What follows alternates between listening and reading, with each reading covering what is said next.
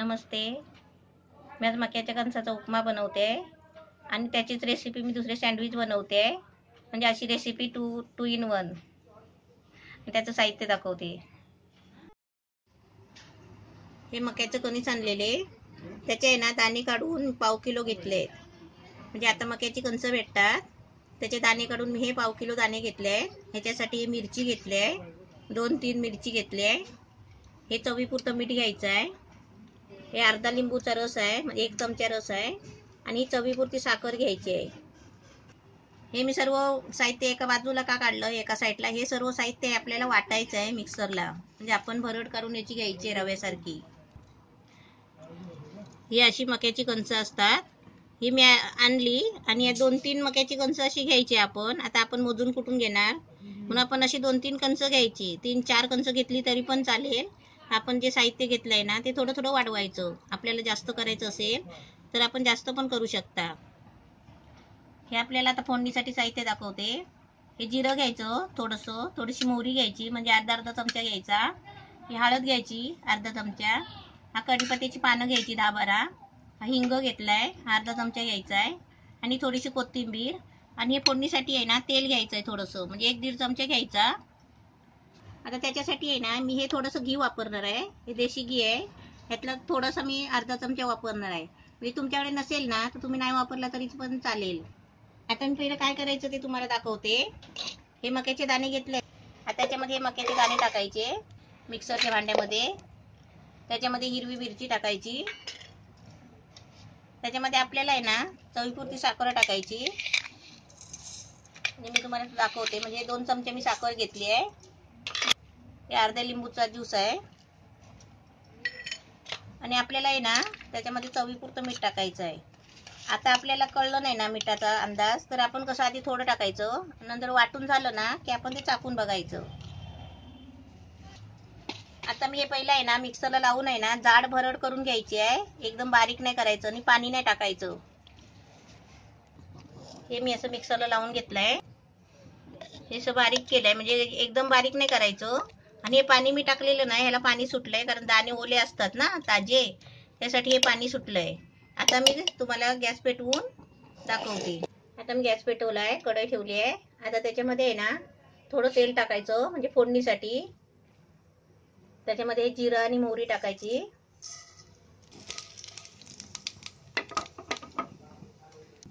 आता त्याच्यामध्ये कढीपत्त्याची पानं टाकायची. अशी पानं 10-12 टाकायची घ्यायची. आणि जिरं आणि मोहरी तडतडली की त्याच्यामध्ये हिंग टाकायचा असा थोडासा.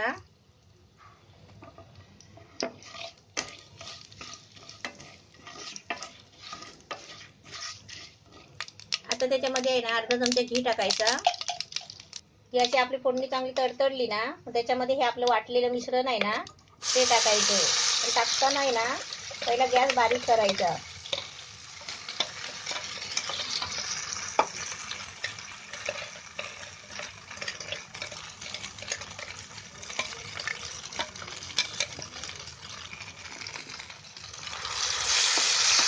त्याच्यामध्ये थोडी आहे ना हळद टाकायची, अशी थोडीशी हळद टाकायची.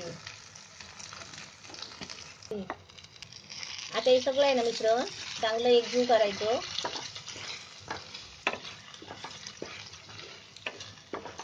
आपण थोडंसं घी कशासाठी टाकायचं, कारण ते मोकळं मोकळं होण्यासाठी. ते जे मिश्रण आहे आपण मक्याच्या दाण्याचं, ते मिश्रण मोकळं होतं मग.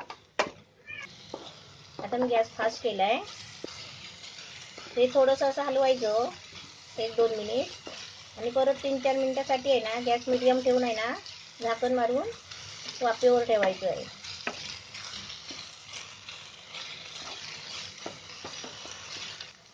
आता मी गॅस मीडियम केलाय आणि 3-4 मिनिटासाठी थोडं झाकण ठेवते. 4 मिनिटं झाली आहेत. आता मी मला कोथिंबीर टाकून काढून टाकवते. मस्त छान झालाय. हे जरा चांगलं असं हलवून घ्यायचं. 4 मिनिटं वाफेवर ठेवून आहे ना थोडंसं आहे ना असं चांगलं थोडंसं सुकं करायला द्यायचं, असं म्हणजे मोकळं मोकळं होतं.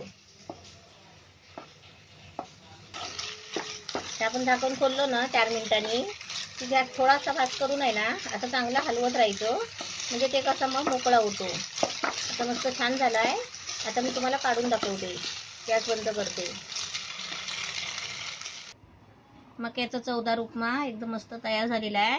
आता तुम्ही पण बनवा छान. आपली मक्याचा एकदम चवदार उपमा एकदम मस्त तयार रेडी झालेला आहे. म्हणजे एक रेसिपी अशी तुम्ही मुलांना देऊ शकता टिफिनला वगैरे. आपण मोठ्या माणसांनी सुद्धा ही खायची. आणि जिमवाल्याने डाएट वगैरे करतात ना त्यांना पण ही मक्याचे दाणे खूप चांगले असतात, हेल्दी असतात. आणि ह्याचीच मी आता तुम्हाला दुसरी रेसिपी बनवून दाखवते. म्हणजे ह्याच पदार्थापासून आता मी उपमा बनवलाय ना, आता ह्याच्यापासूनच मी तुम्हाला आहे ना एक सँडविच बनवून दाखवणार आहे. आता त्याच्यासाठी मी 4 स्लाइस घेतले आहे. ब्राऊन ब्रेड घेतलाय, स्लाइस घेतले आहे ब्रेडचे. तुम्ही साधे पण ब्रेड घेऊ शकता, असं काय नाही की ब्राऊनच पाहिजे. त्याच्यासाठी मी हा थोडासा छोटा बटर घेतलाय. आता मी तुम्हाला आहे ना ह्याचं मी सँडविच बनवून दाखवते.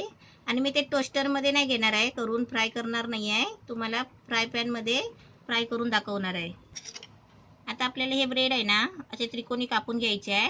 मी तुम्हाला दाखवते. हे असे त्रिकोणी ब्रेड मी कापून घेतले आहे स्लाइस. आता ह्याच्यावर आहे ना आपल्याला बटर लावायचं आहे. आता याच्यावरती आहे ना या स्लाइसला आपण असं थोडा बटर लावायचा. आता या स्लाइसवर आहे ना हे आपण थोडासा उपमा बनवलाय ना, हे असं थोडासा त्याच्यावर टाकायचा. आता मुलांना समजा आता यांनी काय म्हणजे असं पोट नाही भरणार, तर आपण म्हटलं की आता किती थोडंसंच झालंय, तर हे कसं हे किती खाणार मुलं, म्हणून आपण आहे ना ही आयडिया करायची. हे असं ब्रेड आणायचा आणि आपण असं मस्त सँडविच तयार करून भाजून द्यायचं. आता याच्यावरती आहे ना ही एक अशी स्लाइस ठेवायची आणि आपण फ्राय पॅनमध्ये असं मस्त भाजून घ्यायचं. आता सर्व असेच मी तुम्हाला करून दाखवते. आता मी हे सर्व सँडविच आहे ना असे भरून घेतले आहेत. आता मी तुम्हाला आहे ना हे भाजून दाखवते. हे मी उपम्याचीच कढई घेतलेली आहे. त्याच्यामध्येच आहे ना आपण थोडं उरलेलं बटर असतो ना ते असं कढईला सगळीकडे चोळायचं. आपण टोस्टरचा वापर करत असाल ना, टोस्टर असेल तर आपण टोस्टरमध्ये पण भाजू शकता. आणि कोणाकडे नसेल तर म्हणून मी ही अशी आयडिया करते. आता असं एक एक करून आहे ना ठेवून द्यायचं.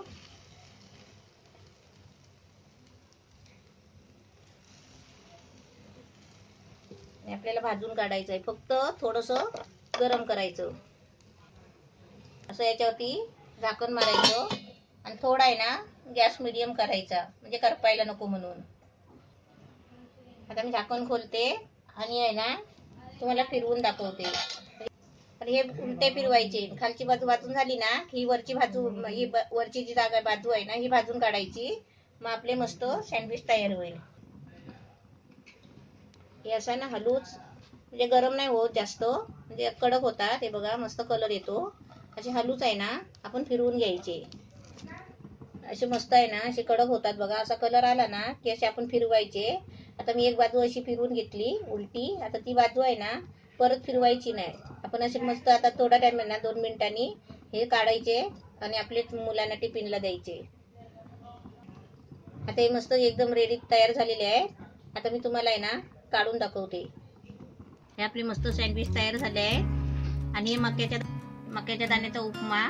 आणि या उपम्यापासून मी सँडविच बनवले आहे. म्हणजे एका डिशमध्ये 2 डिश बनवले आहे. म्हणजे आपली मस्त रेसिपी तयार झालेली आहे.